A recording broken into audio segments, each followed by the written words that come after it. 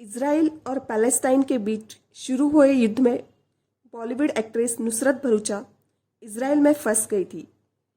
Haifa international film festival के लिए वो इजराइल गई थी। अब वो सुरक्षित घर अपने देश लौट गई है। घर आते ही उन्होंने अपने इंस्टाग्राम पोस्ट में सबका आभार व्यक्त करते हुए और खुद को खुशनसीब मानते हुए बताई अपनी पूरी कहानी, कैसे वो अपनी टीम सहित सुरक्षित इंडिया वापस आ गई। नुसरत कहती है, पिछला हफ्ता हमेशा मेरे स्मृति में रहेगा।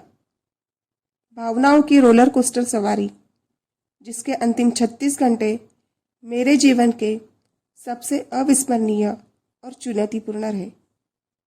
मेरे निर्माता, स्टाइलिस्ट और मैं अपनी फिल्म अकेली की स्क्रीनिंग के लिए प्रतिष्ठित हाइफा इंटरनेशनल फिल्म फेस्टिवल में भाग लेने के लिए 3 अक्टूबर को इजराइल के हाइफा में अपने इजरायली सह अभिनेता साई हलेवी और अमीर बुतरस के साथ गई थी।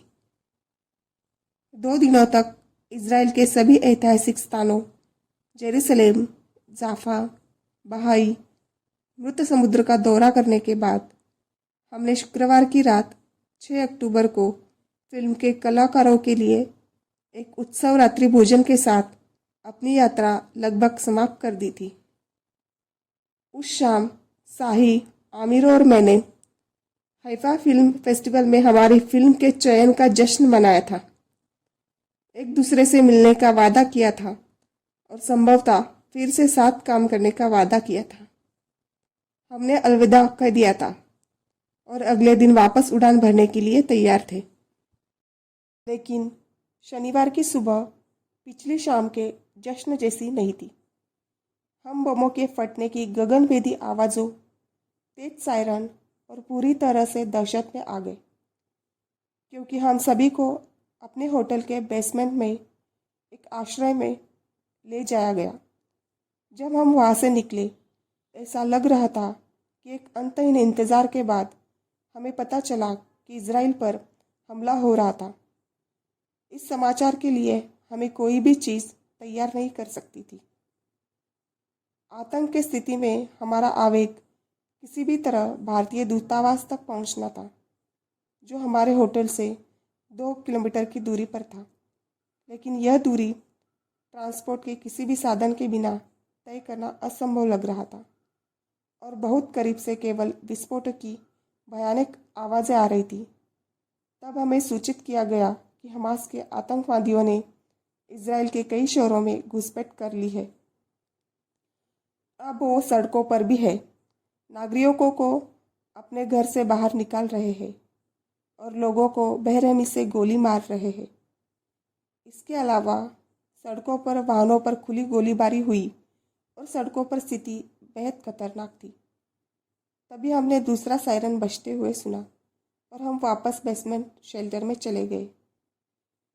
जल्द ही यह एहसास हुआ कि हम वास्तव में उस रात भारत वापस आने के लिए अपनी निर्धारित उड़ान में शामिल नहीं हो पाएंगे और संभवतः ऐसे देश में फंस जाएंगे जो अब खुले तौर पर युद्ध में था। यही वह समय था जब हमने इस अभूतपूर्व स्थिति से बाहर निकलने के लिए हर किसी से मदद की गुहार लगानी शुरू कर दी। जब हम साई से जुड़े, जिन्होंने परंपरागत रूप से इजरायली सेना में काम किया था, तो यह स्पष्ट हो गया कि इजराइल वास्तव में आपातकाल की स्थिति में था और पूर्ण युद्ध में लगा हुआ था। हमने भारत सरकार द्वारा जारी की गई आधिकारिक सलाह पर नज़र रखी और बाहर की बढ़ती स्थिति के बारे में जानकारी के लिए भारतीय और इजरायली दूतावास से जुड़े रहे, जो हमारा मार्गदर्शन करने में बेहद मददगार थे।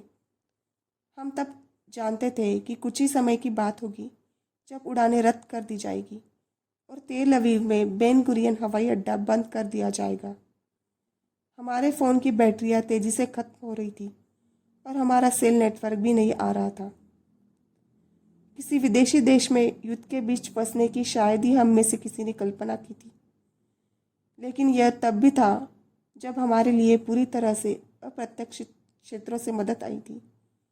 हमारे इजरायली सह अभिनेताओं के फ़ोन, भारतीय और इजरायली दूतावासों से मार्गदर्शन, होटल के दयालु कर्मचारी और सबसे चमत्कारिक रूप से एक टैक्सी ड्राइवर जिसने निस्वार्थ भाव से हमारी मदद की। हमारे जीवन के इस सबसे कठिन और जानलेवा समय में हमने अपना पूरा साहस जुटाया और किसी तरह हवाई अड्डे तक पहुंचने और किसी भी देश के लिए उड़ान भरने के लिए खुद को तैयार किया जहां हम जा सकते थे। तेल अवीव होटल से बाहर हमारी यात्रा आसान नहीं थी। इसे हल्के ढंग से कहे तो पूरे समय प्रार्थना करते हुए, कभी कभी रोते हुए हम आगे बढ़ने के साहस के लिए एक दूसरे का सहारा लेते रहे। किसी तरह बेन गुरियन हवाई अड्डे तक पहुंचे। किसी उड़ान में चढ़ने के लिए एक औपचारिकता से लेकर अगली औपचारिकता के बीच का इंतज़ार इतना कष्टकारी कभी नहीं रहा। वो दिनचर्या होती वह कम से कम कहने के लिए अनिश्चित और पूरी तरह से अप्रत्याशित कुछ घंटे थे। प्रत्येक डिलेड फ्लाइट की घोषणा के साथ हम और अधिक निराश हो गए। हमारे दिल फिर से डूबने लगे। अवास्तविक यह वर्णन करने के लिए एक बहुत ही कमज़ोर शब्द है कि जब हम अंततः हवाई जहाज़ पर थे तो हमें वास्तव में कैसा महसूस हुआ। एक ऐसे व्यक्ति रूप में जो मुश्किल युद्ध क्षेत्र से बच निकली है। मैं घर वापस आ गई हूँ और अपने परिवार और अपने प्रियजनों के साथ सुरक्षित हूँ, लेकिन एक ऐसे अनुभव से जिसने मुझे उस सुरक्षा के लिए बेहद आभारी बना दिया है जिसे हम लगभग हल्के में लेते हैं। मैं अपनी टीम और मुझे सुरक्षित वापस लाने में उनकी मदद और मार्गदर्शन करने के लिए भारत सरकार, भारतीय दूतावास और इजरायली दूतावास की बहुत आभारी हूँ। मैं अपने हर शुभचिंतकों को मेरी सुरक्षा के लिए उनकी शुभकामनाओं और प्रार्थनाओं के लिए तहे दिल से धन्यवाद देना चाहती हूँ।